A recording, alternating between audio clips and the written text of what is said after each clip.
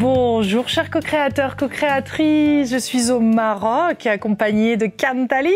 Bonjour Lilou. Comment vas-tu? Je vais très bien, merci pour ton invitation. Rachid m'a parlé de toi et ça s'est fait comme ça et ça me paraît une évidence de pouvoir faire cette interview avec toi sur les expériences de mort imminente, un sujet qui m'est cher. Je trouve ça très intéressant d'interviewer des gens qui ont côtoyé la source. Toi tu l'as fait plusieurs fois à la suite d'une série d'opérations que tu as vécues. Oui.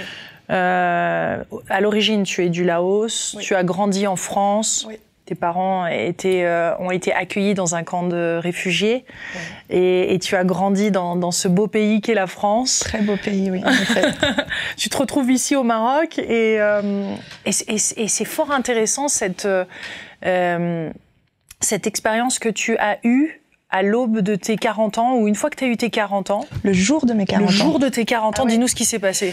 Le jour de mes 40 ans, enfin, quelques jours avant mes 40 ans, je venais faire une série d'examens, parce que je me dis, je vais avoir 40 ans, donc... Mais depuis plusieurs années, je sentais qu'il allait se passer quelque chose pour mes 40 ans. Ah ouais. Rien à voir avec la fête, là, les cotillons et tout ça, le champagne, mais je sentais, j'arrêtais pas d'en parler. Et j'avais décidé de faire une série d'examens, lambda, mammographie, et toutes ces choses-là, parce que je deviens une grande fille à 40 ans. Et le jour de ces examens-là, je discute avec le technicien de la radiographie, qui me dit, parce que dans ma famille, il y a quand même des antécédents au niveau cardiaque, de chirurgie cardiaque, des choses de pathologie du cœur. En fait, en tout cas, le cœur est souvent atteint dans ma famille. Et il me dit, justement, profitez-en. Ici, la spécialité de la clinique, c'est la chirurgie cardiaque. Et il y a de grands spécialistes qui peuvent... Qui sont disponibles là. Qui sont disponibles. Alors, c'est pas ce qu'il m'a dit, mais moi, j'ai frappé à la porte du secrétariat. Je me disais, j'ai 2-3 heures avant, comme ça, disponible, de libre devant moi. Et justement, le chirurgien qui sort du bloc était disponible. Ouais. Il me reçoit. Et là, déjà, une espèce de rencontre... je dis, je sais pas pourquoi, mais je peux lui faire confiance. Tu l'as bien senti. Tu vois, en anglais, il y a ce mot que je ne sais pas retrouver en français, qui c'est surrender. Je sais pas comment on dit en français.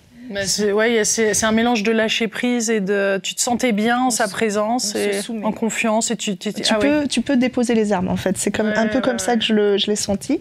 Bon. On discute, qu'est-ce que vous venez faire là, madame, blablabla. Je n'avais pas prévu, mais pourquoi pas, j'aimerais avoir votre avis. Au moment... Alors, il me dit, quand même, je vais vous envoyer faire un angioscan. Et je règle la consulte. Et mon chéquier, je m'étais trompée de chéquier, et c'était le chéquier de la société, et c'était écrit Laman. Il fait, tiens, madame, vous savez ce que ça veut dire, Laman? Je fais, non, pas vraiment. Il fait, c'est la nourriture que Dieu donnait au peuple exilé dans le désert pendant 40 ans. Merci. Pas commun, comme phrase. Mais déjà venu d'un médecin. Enfin, j'étais un peu surprise. Je fais, ça tombe bien parce que moi, ça fait des années. Enfin, depuis l'enfance, j'ai quelque chose avec le désert. Le désert. Et il fait, oui, effectivement, c'est étonnant. J'ai beaucoup d'amour pour le désert et je vais avoir 40 ans dans quelques jours. Ça s'arrête là. Je vais faire l'angioscan. Je passe l'angioscan. Et là, donc le radiologue, termine l'angioscan, et je passe devant tout le monde. C'est comme s'il y avait une espèce de route comme ça. Ouais. Tu fais fi de tout ce qui existe, ce qui doit être. Et donc il y a une espèce d'avenue qui, je passe devant tout le monde, des gens qui ont peut-être rendez-vous depuis des mois.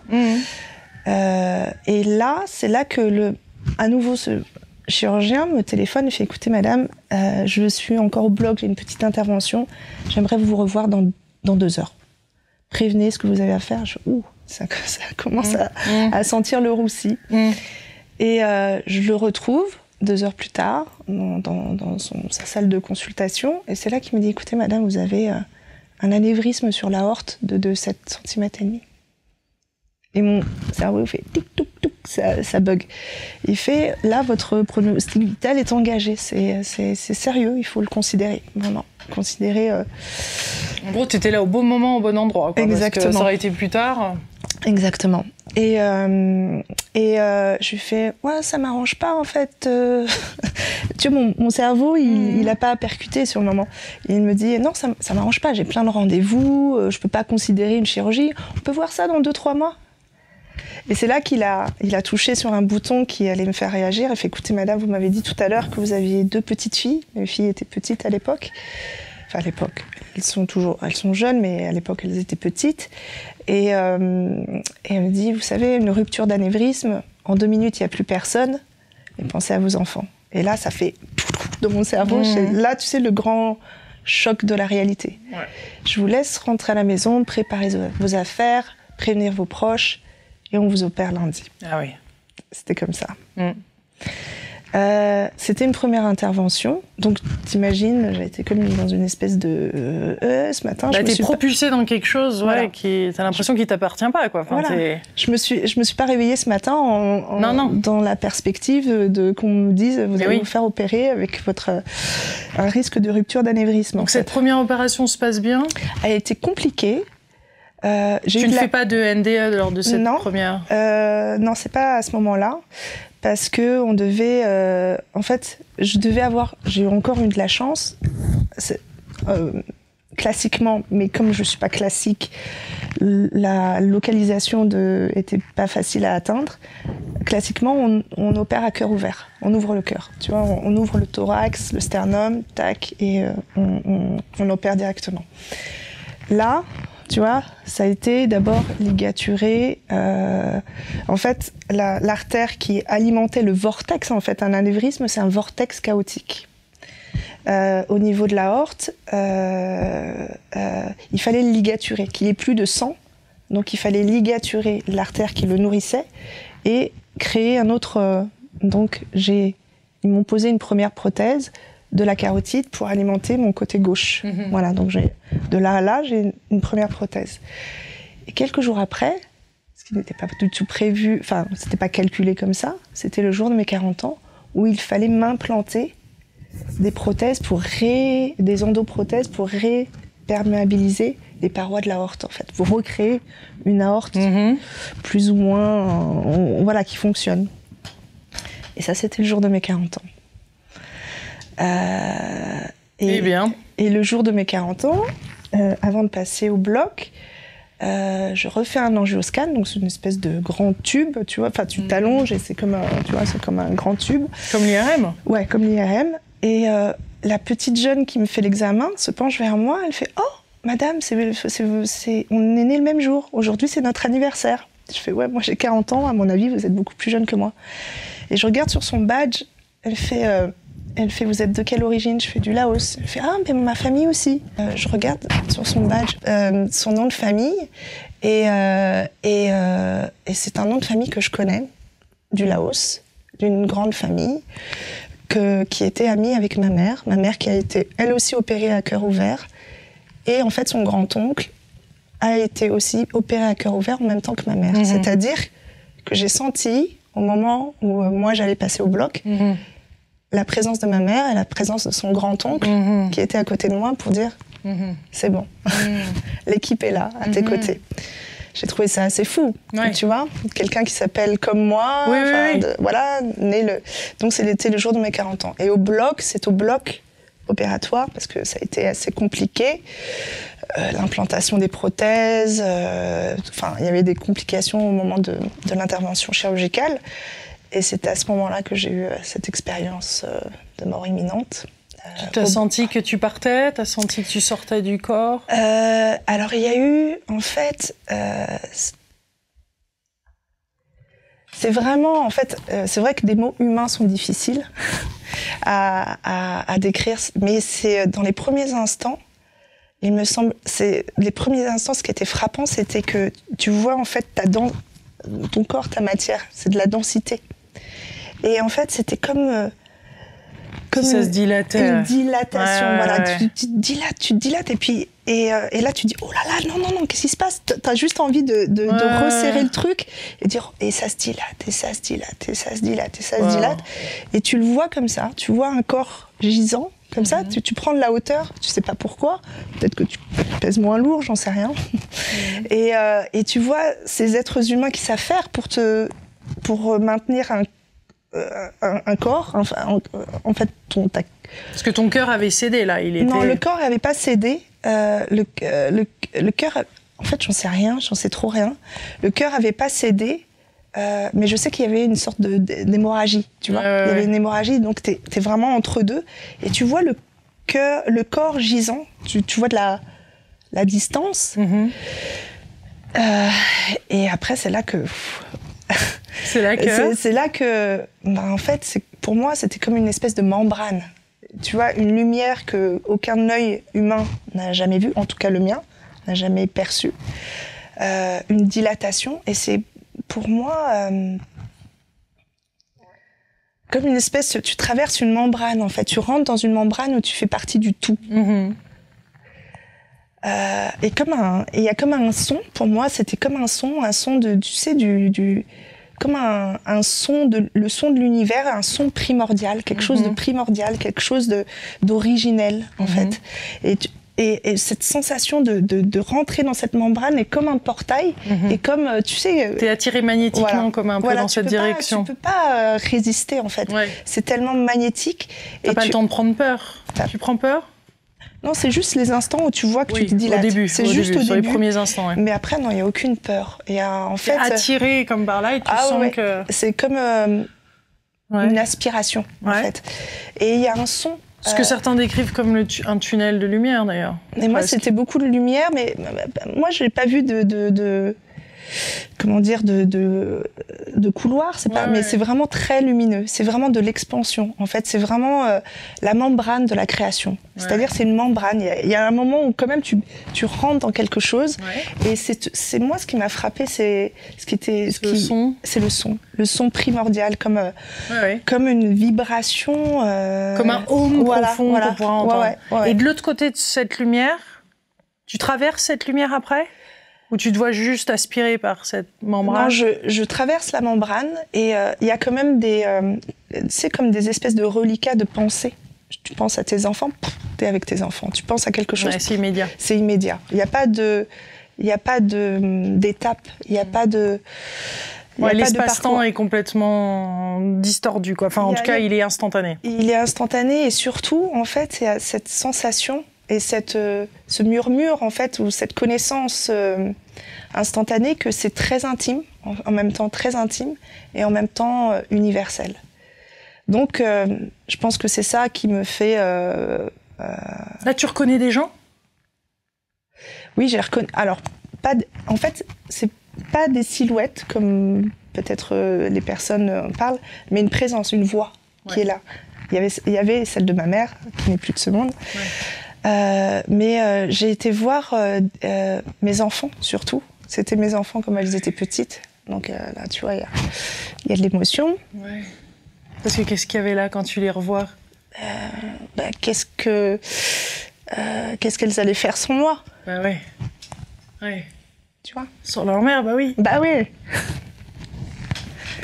Ah ouais. Tu vois, ces instants... Donc ça, c'est ça qui te ramène ? C'est ça qui me... Oui, c'est ça qui me ramène, en fait. C'est pas une pensée, c'est pas une stratégie, c'est tellement magnétique, t'as tellement envie d'y aller, parce qu'il n'y a pas de douleur, ça c'est certain. Il y a une expansion, il n'y a pas de limite, il y a juste l'origine des choses, en fait. C'est vraiment de la création, en fait, l'absolu de la création. C'est de l'amour pur. Pur, mais vraiment pur. Mais il y a ces êtres, en fait, qui ont, tu vois, comme si il y avait encore un petit avenant au contrat. Et tu reviens. Et je reviens. Et là, c'est à cet instant où tu penses à elles et tu ressens cet amour et que tu peux pas les laisser là sur Terre, que tu reviens, tu réintègres ton corps, ou il y a encore un cheminement derrière ? Non, parce que j'étais pas consciente, en fait. J'étais pas consciente. J'ai peu de souvenirs de... C'est en réanimation que je reprends... tu vois, t'entends des bruits, t'as les machines, t'as les machines, t'as le truc, et puis il y avait encore des complications, j'avais une espèce d'infection ou des trucs comme ça, donc t'es toujours dans une espèce de spirale, en fait. Ouais, et de va-et-vient aussi. Ouais, en fait, ton corps, il réintègre pas. En fait, ton esprit reste à côté de ton corps. C'est très étrange. Tu te vois, mais t'es pas dedans. En fait, il y a comme si t'es là, mais t'es pas là. En fait, ton corps est là, ta densité est là, mais toi, t'es à côté de ton corps. Tu continues à voir ton corps de côté. Très étrange. Et en plus, je suis restée très longtemps en réanimation. J'ai été transférée dans divers trucs, donc les souvenirs sont chaotiques. Ouais. En fait, les instants d'après, parce que la douleur revient en fait. Ouais. Alors que dans ces moments-là, t'as pas de douleur, mais quand tu gères la douleur, c'est autre chose. Ça, c'est étriqué, il paraît, le corps, quand tu reviens à l'intérieur. Parce que c'est un corps de souffrance et en même temps, t'as pas le même état de conscience après une NDE qu'avant. Non, parce que par exemple, pour te dire, et ça a duré longtemps, beaucoup plus longtemps que... ça a duré longtemps pour moi d'être à côté de mon corps. C'est-à-dire que si moi je regardais un arbre, toi tu vois... Enfin, pas toi, mais on voit un arbre, ses racines, ses branches, ses feuilles, son tronc, voilà, éventuellement ses fleurs. Mais dans l'esprit, dans l'autre, enfin dans l'âme, enfin hors du corps, ouais. Tu vois tout. Tu vois la lumière, la photosynthèse, la chlorophylle. Tu vois ce que fait. L'aura de l'arbre. Tu vois tout. Tu vois tout. C'est trop en fait. Pour moi, c'était trop tout le temps, même les émotions. Oui, donc ça a duré l'expérience très longtemps après. Très longtemps. Et moi, tu sais, c'est dur à gérer, ouais. C'est très dur à gérer. Et tu vois, tu regardes une personne, une situation, ou même dans une église, tu rentres dans un endroit et t'entends toutes les doléances, les demandes des gens. T'as la tête comme une cafetière. C'est trop, en fait. Ouais. Et il y a un film que j'avais entrevu, c'était Lucie de Luc Besson. Oui. Je commence à devenir comme ça. Tu vois, Lucie atteignait un plus gros potentiel. On dit qu'on n'utilise que 5% ou 10% de nos capacités, elle a atteigné 100%. Ouais, mais c'est ça, en fait. Tu vois tout dans toutes les dimensions de la matière, de la densité et du vivant. Mais t'es comme décoloré des émotions. Et moi, j'ai vraiment demandé à... C'est pas grave, je veux la lenteur, je veux la densité, je veux vivre l'humanité. Normalement. Je veux vivre normalement, c'est trop pour moi, c'est insupportable en fait. Et ça, c'était au bout d'une première NDE, parce que EMI, on va dire, version française, expérience de mort imminente, versus NDE, Near Death Experience. Ouais. Donc tu vis cette EMI, et c'est au bout de la première EMI que tu as ça, mais tu en vis une deuxième. Alors parce que je suis ressortie, j'ai eu beaucoup de complications, j'ai failli me faire amputer à plusieurs reprises parce que j'ai fait des ischémies. En fait, il y a eu comment on appelle ça en français, des thrombus qui sont descendus dans mes artères. Et à chaque fois, il y avait quelque chose, il y avait quelque chose pour me sauver, pour me dire vas-y, il y a un truc. Même une fois, j'étais avec Rachid. Comme une bonne étoile. Comme une bonne étoile. J'étais avec Rachid, je fais Rachid, j'ai mal à la jambe et tout. Et ils sont souvenus. Et en fait, je dis, je sais pas, c'est juste, c'est pas une crampe, c'est pas un truc, faut que j'aille voir. Et à chaque fois, à 3 reprises, voilà. Alors qu'une dame, vraiment, j'étais aux urgences et une dame, elle avait juste, depuis quelques heures, et moi ça faisait plusieurs jours, elle a été amputée, moi. À chaque fois, il y avait quelque chose soit une voix, soit quelque chose qui me disait. Mais la deuxième, et je pense que j'ai vécu la polarité de l'expansion, c'est-à-dire quelque chose de plus dark, quelque chose de plus... pas dark, de plus dense, en fait,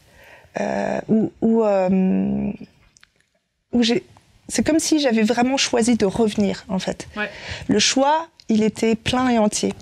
C'est pareil, j'étais encore à l'hôpital et j'entends un... Et je fais, c'est pas normal, c'est pas normal. Je sortais de post-réa, de soins intensifs, et j'entends... Et je fais, il y a un truc qui déconne. Et là, il y a une espèce de douleur, et en fait, j'avais une artère qui avait lâché. Hémorragie interne. Et là, je sonne, c'est tout ce que j'ai su faire. En fait, ça me serait arrivé pendant mon sommeil ou en pleine nuit où il y a moins de personnel. C'était fini. Et Et là, je sonne, et comme ils me connaissaient, c'est un service où ils m'avaient vu plusieurs fois après toutes les complications. Quand je sonne, ils sont arrivés très vite. Et là, ils ont vu que ma tension baissait comme ça. Il y a une partais, quoi. Que je partais. Il y a eu tout le monde et hop, direct au bloc, et j'étais et une douleur. Et tu sais, en laotien, on dit, en fait, c'était l'hémorragie interne, une espèce de chaleur comme ça, et qui commençait à m'écraser tous mes organes. Et en laotien, on dit une douleur qui est telle que ton cœur il se déchire. Et là, c'est ce que j'ai vécu. Tu vois, la première, j'ai pas vécu de douleur parce que j'étais de toute façon bloc et déjà anesthésiée. Et là, j'étais plus consciente, en fait. J'étais plus consciente et là, c'était plus un sas, tu vois, où soit tu lâches, vraiment, tu lâches la corde. Ouais. Et ça fait trop mal, et c'est bon. Allez, je lâche, je pars. C'est bon, je lâche. Ouais.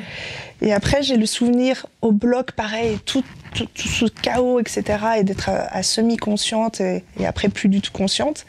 Mais à un moment donné, pareil, j'entends une voix, elle fait « Madame, restez avec nous, revenez avec nous ». Est-ce que c'était ce qui se passait vraiment au bloc ou une voix, peu importe, je ne saurais jamais, j'aurais jamais la réponse.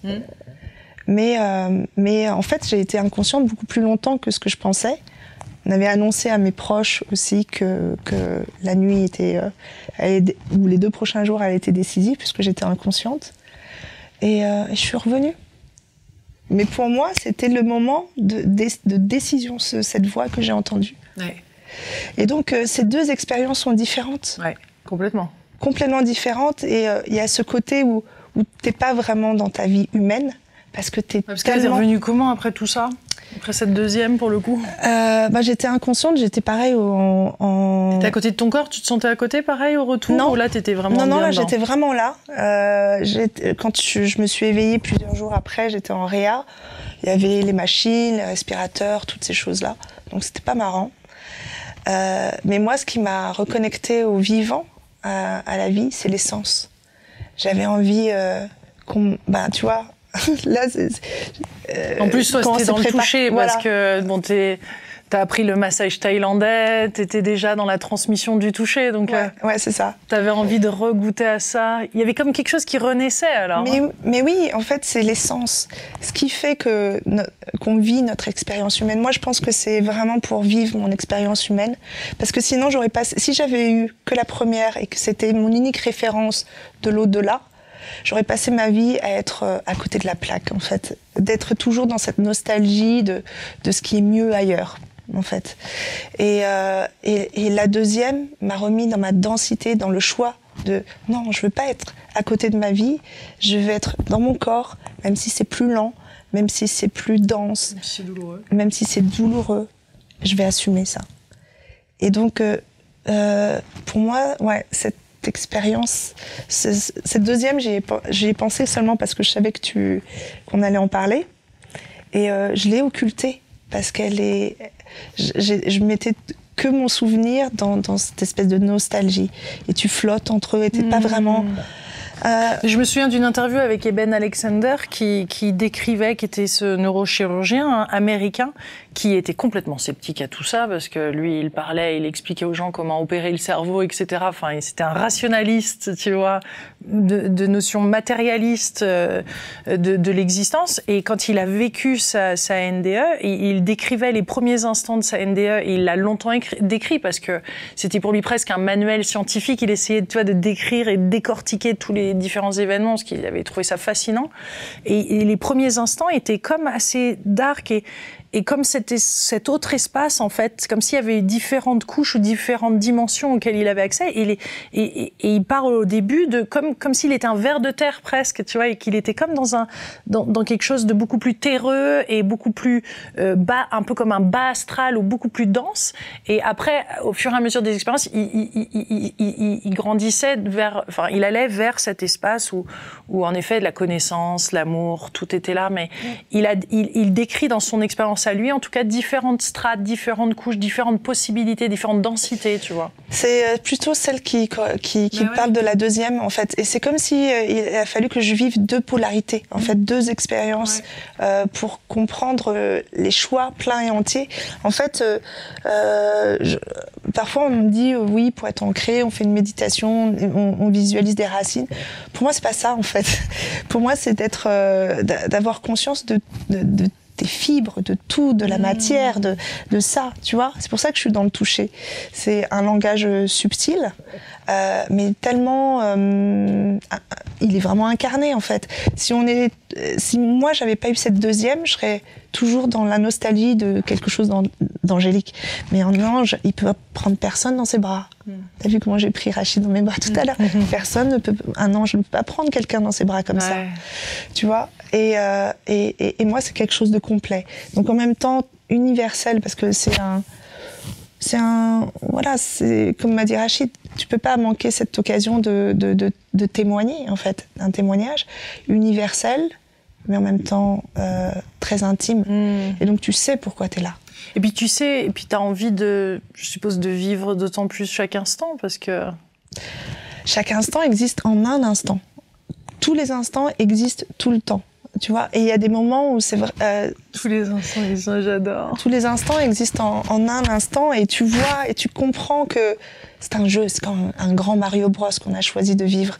Et même si tu es dans l'endroit le plus moi, j'ai un grand amour pour le désert, même si je suis née au Laos, que j'aime beaucoup. Mais tu prends conscience que tout ça, c'est un décor. Tac, tac, tac, tac, tac, tac, tac, tac, tac, tac, pour vivre une expérience.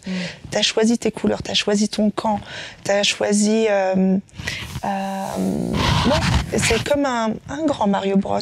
T'as une vie, deux vies, tu passes à un autre monde, tu passes une autre strate, t'as ta petite sacoche et t'as ton baluchon et c'est ce jeu de cette vie-là. Parce que quel que soit... toi et moi, on peut regarder le même coucher de soleil, mais on va avoir des mots différents, on va avoir une texture différente, on va avoir une expérience différente. Une expérience, et pourtant c'est le même coucher de soleil. Pour toi, pourquoi on est là sur Terre alors? Pour justement goûter à tout ça, goûter à cette densité, goûter à ces différences. Moi, au jour d'aujourd'hui, je me dis, il m'a fallu tout ça pour me décolorer pour et pas rester dans l'incolore, mais révéler mes vraies couleurs. Parce que d'abord, on est éclaboussé ou on est coloré par des expériences, bonnes ou mauvaises, l'éducation, le pays où on est, la culture, la langue qu'on parle, en fait. Et on se décolore de tout ça pour révéler nos vraies couleurs. C'est juste ça. On a choisi de jouer. On a choisi. Moi, c'est comme ça que je le vois. J'ai choisi de venir vivre ça. Et à un moment donné, on retrouve la mémoire. On retrouve la mémoire. On retrouve on dit que les enfants dans leurs premières années ont toujours le souvenir de ce qui s'est passé dans cet océan primordial, qui est d'abord celui-là, et un autre peut-être avant. Et à un moment donné, avec ces expériences-là, on retrouve la mémoire. La mémoire de l'âme du monde, Anima Mundi. Et voilà. Donc... Tu te sens relié à tout instant? Tu sens que tu es connecté, que tu ne sens plus seule et séparée finalement à partir de cet instant? Clairement pas. En fait, t'es complète. C'est bon, t'as trouvé ton réseau Wi-Fi, c'est bon. Il y a plus de problème. Tu sais pourquoi t'es là. Tu sais même pourquoi tu pleures, pourquoi c'est dur, pourquoi c'est à certains moments. T'es pas décoloré d'émotions, de colère. Mais ça a un sens. Mais ça a un sens, en fait. C'est le mouvement. C'est même la colère, même l'émotion, elle va te propulser dans une autre expérience, en fait. Et pour rien au monde, en fait, pour rien au monde, je le ferais, je le revivrais autrement. Et ça donne le sens d'être pleinement vivant jusqu'à notre dernier souffle. Ouais. J'ai vu le dernier souffle de personnes chères, et tu vois, parce que la matière, la trame, la matière, elle change quand le dernier souffle part. Tu vois, mais moi j'ai été un peu fascinée par ça. Par rapport à mon expérience, il n'y a pas de peur, il y a pas.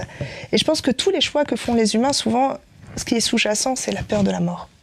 Mais c'est clair, toi, tu as clairement plus peur de la mort toute ta vie. Il y a eu la mort dès les camps de réfugiés, oui, tout ça. Et, la guerre, et tu n'as encore moins peur de la mort. Et on ne peut que vivre plus à partir du moment qu'on lâche cette peur de la mort. Mais ouais. C'est vrai que c'est facile à dire. Et je pense que c'est que quand tu as côtoyé la mort, finalement, comme tu l'as fait, que tu peux vraiment le dire. Parce que sinon, on s'en rend pas compte de ce que ça veut dire réellement, non ? Ça peut se passer de mille et une façons. Ça veut pas dire que moi j'ai eu cette expérience qui a quelque chose de plus qu'un autre être humain qui va le vivre avec d'autres couleurs, d'autres trucs, d'autres consciences. C'est juste en fait, je pense que la création te montre un pixel de ce que peut être l'amour et l'océan primordial dont nous sommes tous issus. Ouais. Alors j'ai entendu dire que en Asie, les bouddhistes font la crémation des corps, en fait. Et j'ai entendu dire que la composition des cendres après la crémation sont exactement la même que la composition du diamant brut. Et le Bouddha disait, on est tous les prismes et les facettes du même diamant. Je pense que c'est ça. On est là, comme dans le développement personnel, les gens parlent de miroir, d'être miroir. C'est ça, c'est de s'illuminer les uns les autres, en fait. Par des petits instants, tu vois, on n'a pas besoin de... Encore faut-il être dans son authenticité, dans le cœur, et pouvoir avoir ces instants. Quand tu sais pas faire autrement, en fait, on peut pas faire autrement. Tu vois, moi j'ai... Et c'est pas seulement l'expérience de mort imminente. J'ai passé des mois à l'hôpital. Je passe des mois à l'hôpital, parfois j'ai partagé la chambre de personnes que personne ne vient visiter. De personnes qui ont des regrets, en fait. Des personnes que personne vient toucher, que les infirmières, c'est le seul contact qu'ils peuvent avoir, c'est avec les infirmières. Donc c'est un toucher médical, c'est un toucher... Mais c'est cette misère affective. Et je me dis, non, je ne vais pas terminer ma vie jusqu'à... tu vois, sans cette nourriture-là. Ouais. Je me suis déjà, après, assise... j'ai parlé avec une dame qui vivait... je voyais chanter un regard comme ça dans la rue, et c'est une dame qui faisait la manche. Et je me suis retournée et je suis allée la voir. Est-ce que je peux m'asseoir à côté de vous ?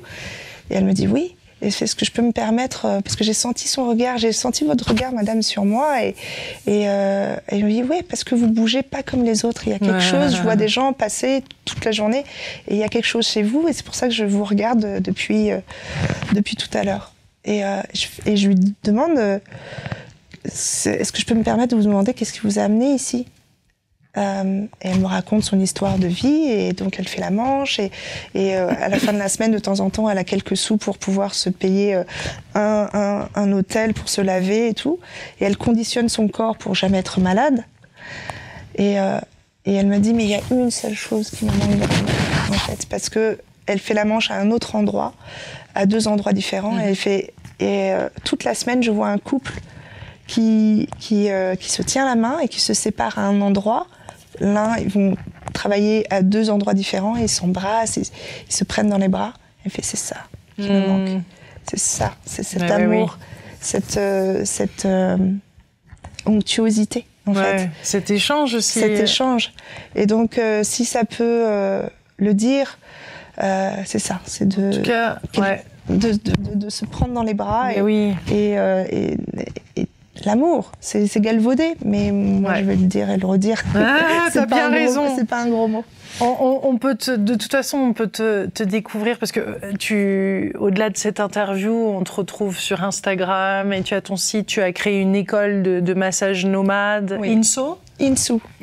Ouais, Insu School. Donc pour ceux qui sont intéressés de te rencontrer, de se former au massage, un massage spécifique que tu as créé, on peut te retrouver en ligne. Vous pouvez me retrouver pour le moment sur Insta. Mon site va arriver très bientôt. Mais c'est ça, en fait, c'est pas la technique. Moi, je peux enseigner la technique, c'est pas un problème, mais c'est la rencontre humaine, en fait. Oui. C'est de plonger dedans et le toucher, ce langage subtil. Où tout se transmet, finalement. Où tout se transmet, en fait. Et c'est ça, en fait. C'est ça, et je me rends bien compte en te parlant que j'ai vraiment réintégré mon corps, et j'incarne vraiment qui je dois être aujourd'hui. Et en fait, il y a vraiment une belle boucle, une belle complétude, et je suis aussi, loyale et fidèle à la vision que j'avais enfant de la vie, de qui je voulais être dans ma vie. Je voulais être exploratrice, donc j'explore. Je voulais bouger, être à la rencontre et toucher les gens. C'est ce que je fais. Et de jamais oublier en fait qui on était, parce que les enfants ont beaucoup plus de mémoire qu'on peut l'imaginer. Et voilà, je crois que merci. La boucle est bouclée. Voilà. J'adore. Merci beaucoup. Merci pour ce délicieux moment, pour ton témoignage, pour d'oser en parler comme ça, en toute simplicité. Et merci beaucoup. Parce que c'est simple. Et ça nous touche et c'était vraiment délicieux de passer ce moment avec toi. Merci. Merci beaucoup. On vous remercie, chers co-créateurs. Merci d'avoir vu cette vidéo, de la partager. Vous pouvez aussi retrouver cette interview en audio et n'hésitez pas à la partager avec tous ceux que vous souhaitez et que vous pensez que ça pourrait être utile parce que ces informations méritent d'être diffusées. Et merci. Si ça peut toucher une personne, c'est le job est fait en fait. Voilà. Il n'y a pas d'autre ambition que de partager et de toucher. Ma mission accomplie déjà là. Ouais. Merci. Merci. Au revoir. Gros bisous.